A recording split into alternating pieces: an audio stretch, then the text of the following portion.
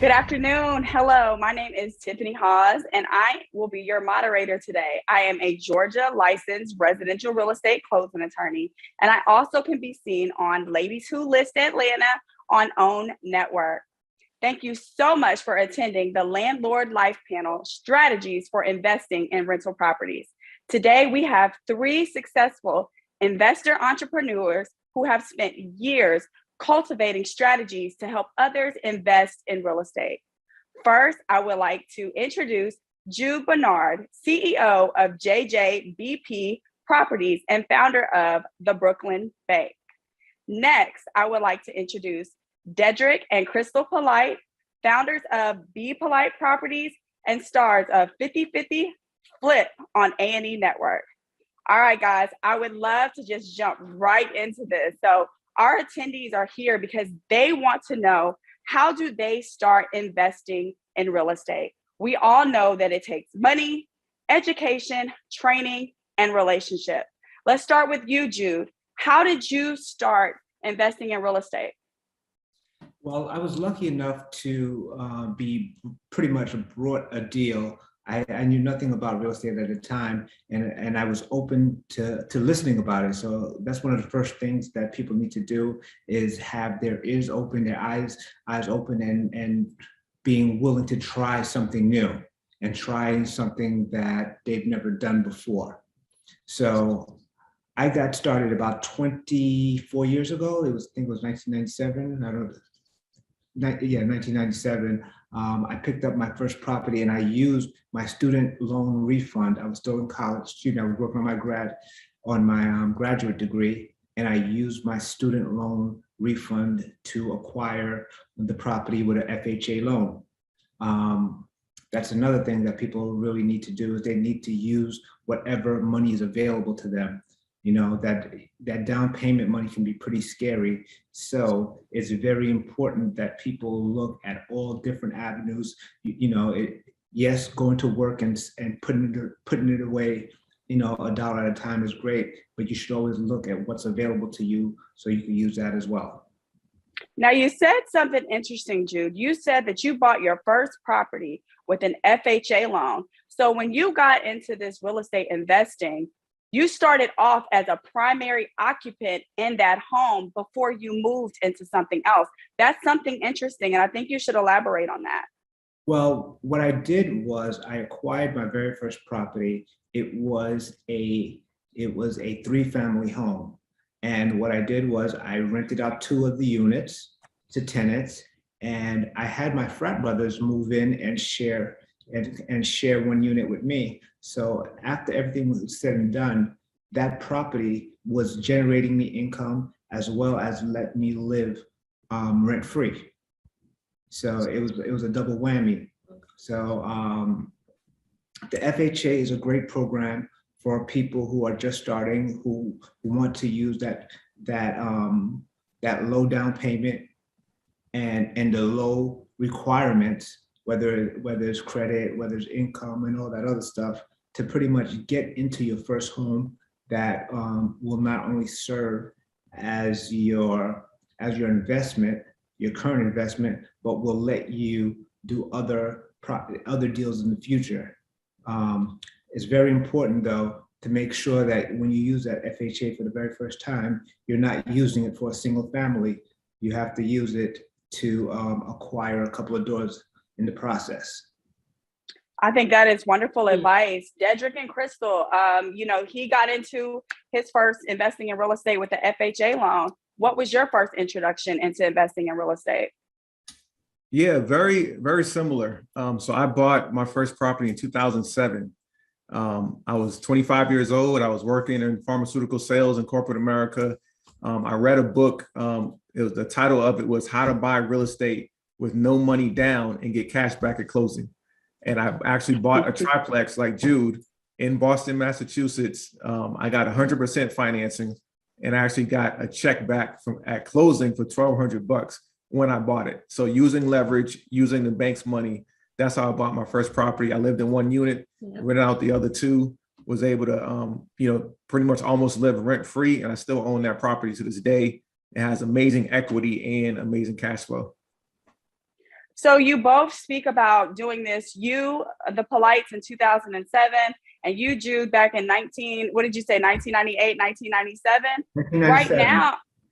Right now, the real estate market is different. And so some of these deals that we were able to get back then, do you think that homeowners, if they can get the financing, are they going to have the availability of homes to be able to start their investment process like you were back then?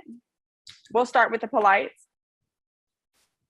Yeah, I mean, I think that, depending on where you're at, right? If you're in Brooklyn, the market's going to be different than where we are in Burlington, North Carolina versus Chicago. So it really depends where you're at.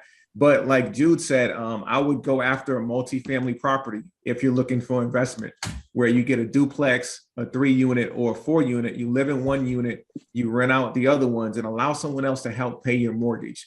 And again, leverage other people's money, which is the bank's money, so that you don't have to come out with $100,000-$200,000 out of pocket. You're actually using leverage, which is the bank's money, and you get a low down payment. Jude, currently in our market now, how are people able to actually not only get the financing, but find the properties available to start? I just want to touch base on the question that you just said real quick. Tomorrow, they'll be looking at today as back then. Yes. So you got to, you can't. It's never the right time. It's always expensive and it's always high. But 5 years, 10 years, 15 years from now, what you thought was high is actually going to be considered to be low. Right. I just sold a property. No, I didn't just sell. I sold it in 2018. I sold the property for $3 million, and everybody thought it was, couldn't believe that the price that I sold it for. And the same property that I sold for $3 million, and everybody thought it was just so high, the person I sold it to just sold it for 4.1. So, and now I'm saying that's crazy. And then 5 years from now, the person who will be selling it for $5 million will. So you gotta get out of that mindset of thinking now is expensive.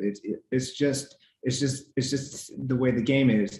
And in regards to how to find deals right now, relationships. You have to speak to everyone. Everyone has to know what it is that you do. Everybody has to know that you're qualified to do it. Everybody has to know that you are resourceful and you will think of that you will think of ways to get deals done, and they also have to know that you will take care of them. So I've been in this game for 20 plus years. I still don't have a business card. I still don't have a website, but yet I consistently do 7 to 8 figures a year in transactions, and that's basically just through cultivating relationships. Everybody from the nosy neighbor across the street to the bodega owner, to the people at the laundromat, the plumbers who are going into these buildings, the electricians, the contractors, the mail person who might tell you who's getting these red notices all the time. Right. So that would be my suggestion on how to find deals in 2022, 2032, and 2012. Talk to people. All right, so the Polites, Jude speaks on, him forming these relationships via word of mouth, just talking to people that are in his presence. Are those the same ways that you guys go about building this relationships, or do you guys utilize things like social media? Because our audience are probably filled with tons of young people who, we no longer make these personal relationships. All of our relationships are made via online. Can you speak on that? Yeah, I would definitely say a lot of it is speaking to people. We get a lot of deals done through social media because they're constantly sending us properties. And that started from us telling people what we do, right? We would tell people, hey, listen, we're looking for properties here. We're looking for properties there. But we also do our own marketing to drum up these leads as well. So we do a lot of grassroots, driving for dollars, calling individuals, that also drums up a lot of leads for us as well. But it all started by us telling people, hey, listen, this is what we do. So even when we had 9-to-5s, when people would say, hey, what do you do for work? It was, we're real estate investors. So by doing that, that's what we became known as, even in the beginning from day one. And that's how people looked at us. So it started with the, hey, listen, well, I know someone who is going through foreclosure or looking to sell. So yeah, he is correct. We do a lot of talking, but we also do some grassroots marketing campaigns as well. And you brought up something super important that I was actually going to get ready to bring up. You know, one of the biggest things when it comes to investing in real estate, number one is capital, is money. And we kind of touched on the financing part of it, but a lot of people know, did you just come into purchasing properties with investment money? Did you have 9-to-5s? How did you fund, you know, your first property, whether you put 3.5% down or 5% down? Where did you get this money from? You know, would you encourage people just to put everything out there, quit their jobs and go after this investing in real estate? Or what is your strategy? Because the people want to know, like, step 1, step 2, step 3, how do I begin? Yeah, I can answer that one. First of all, don't quit your day job. Do not quit your day job to start investing in real estate, because you need to have an income coming in. Right. So we both had jobs in corporate America when we got started in real estate investing. And like my wife said, most of the deals that we bought initially were off market. We focus on off market deals. So I would say you don't need $1 million to start investing in real estate. Right. You don't need a ton of money. I know a lot of the gurus say that, but you really don't. It really takes a specialized knowledge to be able to find deals, fund them, and then fix them up and either sell them or rent them out. So again, you don't need a ton of money. What we did is we started out doing something called wholesaling. And basically wholesaling is getting a property under contract and then selling that contract to another investor who's going to close on it and you making a fee in that process. So we did that a bunch to get that initial cash to start buying our own flips and rental properties. So that's how we got started. Jude? One of the strategies that I still use to this day is I partner up wherever possible. You know, I sometimes put these pools of friends and family together and give them a little piece of the action where they're making much more than the 1 or 2% that they would in the bank, and they have a vested interest in seeing the success of the project. So even if they're only into the project for 2% of the return, but you know they're putting up 10% of the money. It works out beautifully, because not only do I get the money, not only are they getting a better return than they would somewhere else, but now if I need someone to let the plumber in one day, you know, I don't have to get out of bed. I have somebody else who has a vested interest in the property and who wants to see it succeed, who can do it as well. Okay, so great. So, you know, we've discussed how to get the financing, different ways. You mentioned your student loan refund checks. Boy, did we love those checks when they were coming in when we were in college. You were just a little bit smarter than us, because I was spending mine on things I didn't have any business spending mine on. So how can we help our attendees understand the value of investing in real estate and how that can contribute to our personal net worth and to closing the Black wealth gap? And tell us, what is this Black wealth gap? Krystal? So I would definitely say some of the ways that we've learned to leverage this real estate and create generational wealth for our kids is by buying and holding a majority of all of our properties, right? Including even our flips. They're done just for us to build capital to take more properties down. Within doing this, it has definitely changed the trajectory of generations to come after us, right? You can get rich by flipping, you can get rich by wholesaling, but you get wealthy by what you hold. And you're able to take an interest in it different ways. Like, what are some of the methods we're using? Yeah, I mean, so of course, real estate is a foundation for wealth, right? How's wealth created? Owning stocks, owning businesses, and owning real estate. It's been proven over thousands of years.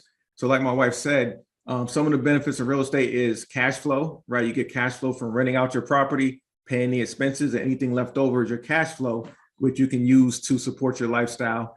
You make money from appreciation, which is, buying a property for 200,000, and you hope that 5 years later it'll be worth 300,000, right? Every year you expect it to go up in value. So cash flow appreciation, and then you get a ton of tax benefits. The tax code is written for entrepreneurs and investors. So there are tons of tax benefits, such as depreciation, that's going to save you money on your taxes by owning real estate and rental properties.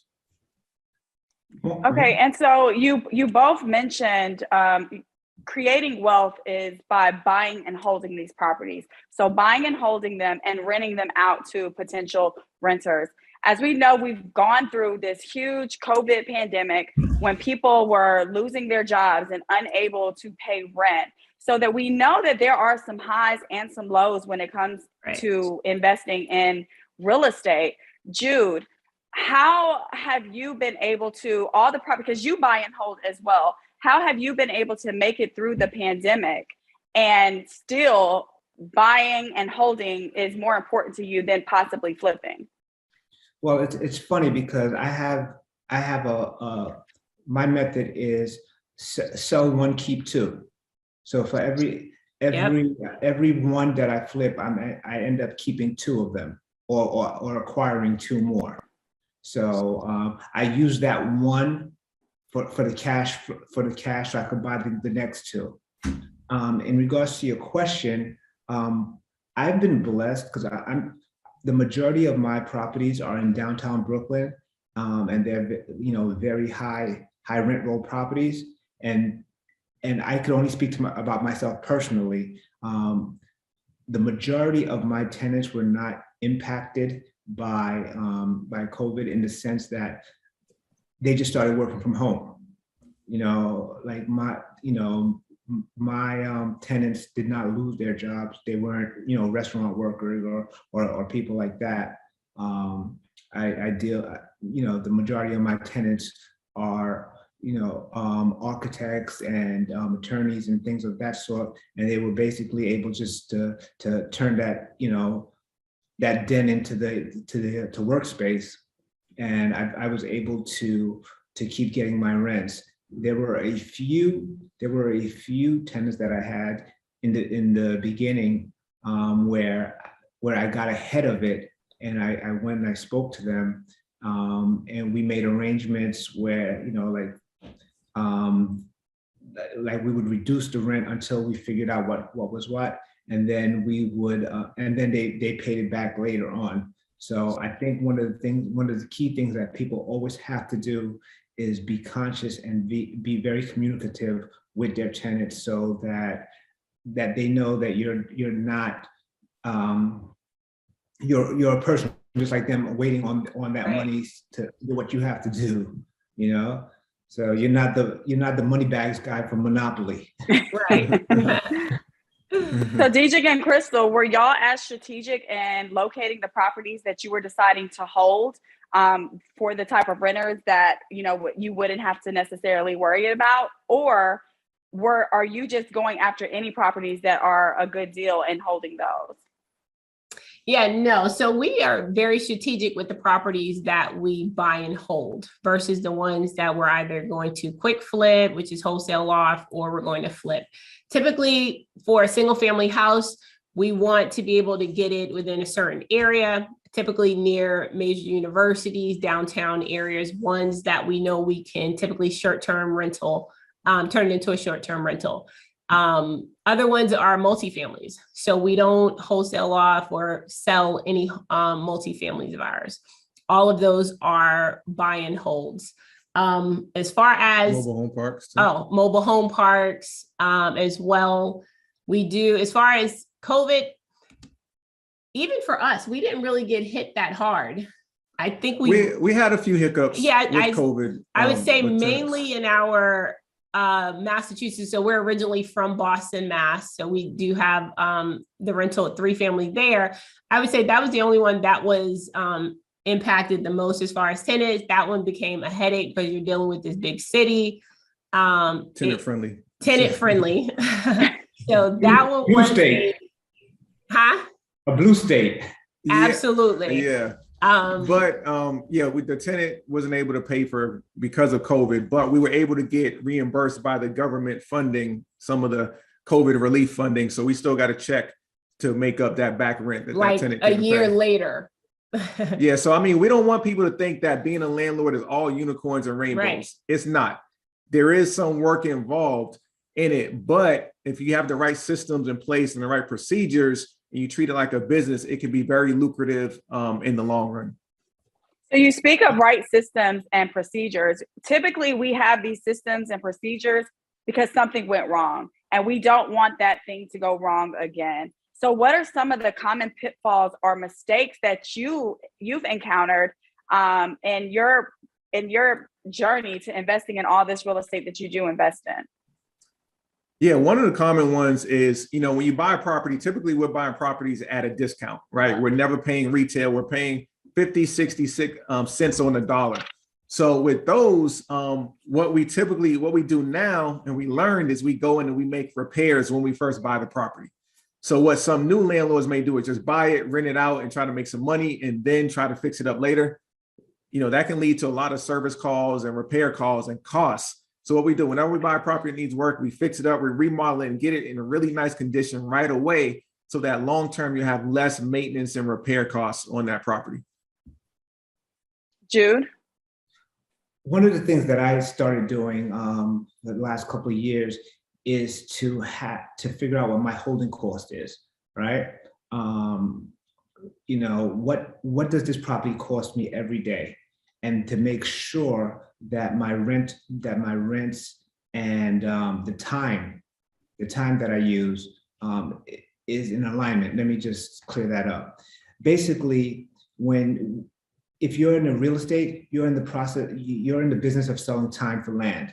So if every day not rented is a day that you'll never recover. It's not like it's not like you have that you're selling widgets, and if you don't sell the widget today, you'll sell it tomorrow. Like, once you didn't get rent for today, it's gone forever, and you'll never lose, and you'll never get that back. So keeping in mind that I know exactly how much does this property cost me every day.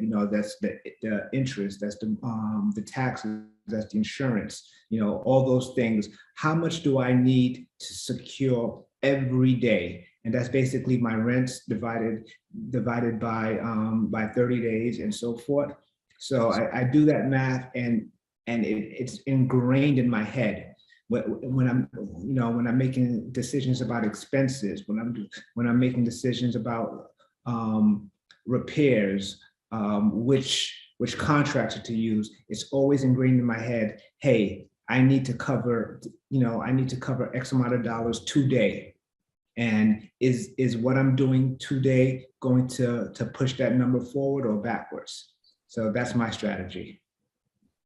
I think those are definitely key strategies, because we all make mistakes. Like we said, residential real estate, it looks great. It looks great flipping it. Y'all are on a television show, The Polite, and it looks amazing. It looks like something that we all can do. But with the cost of expenses and lumber and just all the different things that can come up, you definitely have to make sure that you are prepared and you are ready for those pitfalls, because they're definitely going to come.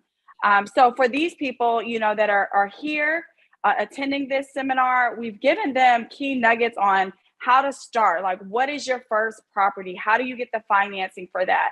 What are other strategies and resources? Once they acquire that first property, how are we moving on to the second, to the third? Y'all do multi-million dollars worth of real estate yearly. How are we progressing, and how are we going to teach the attendings how they can progress after they've purchased their first property? Go ahead. You want? I'm sorry. Go ahead. You can go ahead. What I would always tell people, I have this thing I call TAC, right? And TAC is time, access, cash, credit, knowledge, right? And you might have cash, you might have credit, but you don't have time or you don't have access. So you have to partner up with somebody to get that. So it's super important that you put systems into place so that you can succeed. And it doesn't happen overnight. You know, you need a strong lawyer, you need a strong contractor, you need an electrician, you need a property manager, you need bird dogs to find your properties. All these things, all these relationships happen in time. And with tact, you know, time, access, cash, credit, knowledge, you know, and if you have cash, credit, and knowledge and you don't have access, you know, you need to find somebody or some way to get access. So. Yeah, what I would Krystal, add, yeah, so what I would add to that is get educated, right? Find a mentor, find a coach, someone in your city, or even someone you know, in another city that's doing what you want to do. Maybe they own a portfolio of rentals. Maybe they're flipping houses and you want to flip houses. Make sure they have receipts where they can show that they're actually doing it actively, not someone who, you know, flipped the house 10 years ago and they haven't flipped the house since, or, you know what I mean? But find someone, that's what we did. We found mentors and coaches and we paid them for their knowledge, right? Because they were doing it actively and they were still in the business. So find those people, learn, get educated, find a mentor, and then take action, right? Don't be a entrepreneur. Don't be someone that's kind of has analysis paralysis where you just analyze everything for days and months and years, but never take action. So get educated, find a mentor, and then take action. I think that is just wonderful advice and good resources for those who are interested in investing in real estate. I know myself, my first time investing in real estate was back in 2007 with you guys, Dedric and Krystal. We bought our first house, 100% financing. It was a 2-bedroom, 2-bath townhome. Now that we rent out, you know, we didn't sell it. That was our first time. So just getting access to that first property sometimes will catapult you and give you that basis of knowledge for you to move on to the next step. So just aligning yourself with people, aligning yourself with the proper resources, being smart, strategic, and focused on investing in real estate if this is something that you want to do. So we are running. Oh, go ahead. I'm sorry. Hey, Tiffani, you left one part out that you purchased in 2007, and then in 2008, the world fell apart. Right. I was going to say that part. And you stuck it out, and it all worked itself out in the long run. So you left part of the story out. And I think that was a good topic to bring up. You know, real estate always works itself out. It always works itself out. You know, when we did that, back then they were given that 100% financing. So everybody was purchasing properties. Everybody had that opportunity. People were doing it left and right. And then the whole economy burned down, right? But when we purchased our first property, we bought it at like $80,000. So we didn't start high. We actually started really low. So we were still able to pay that rent on that home in the event our renter could not have. But yes, real estate has its ebbs and flows. And right now, as you guys probably know, it's a seller's market. And so, you know, you guys focus on buying and holding, but a lot of people are unloading their properties right now to get that instant equity, because we are seeing our properties grow in equity like no other time before. So with that being said, in our current market, what are a few takeaways? We'll start with you, the Polites first, and then we'll move to Jude, that you want our attendees to take away with our current market and them investing in real estate. So as far as takeaways on a macro level, it's hard to say there's a national U.S. housing market, because really every housing market is different. You know, from Brooklyn to Atlanta to North Carolina is different. So you really have to look at the demographics of your particular market. But on a macro level, you have a few things that are going on. Supply is still super low nationwide. There's a very little supply of houses and there's high demand. So what happens? Prices go up. We've seen that over the past 3 or 4 years. I think the supply is going to start to increase. So you're going to start to see prices stabilize, not crash, but they're going to start to stabilize. Then the other big thing that's happening right now is interest rates are rising. So as interest rates go up, house prices are going to stabilize because, you know, buyers can afford less of a house. So I think that's a good sign for people who are looking to buy to get into the market. The appreciation won't be so great, so they may have a better chance of actually getting into a property. But those are a few things to be aware of. But I would also add to that, start to learn how to source your own deals, right? So we don't buy anything on market. And we've gotten to where we are because we learned how to source our own direct to seller off market deals.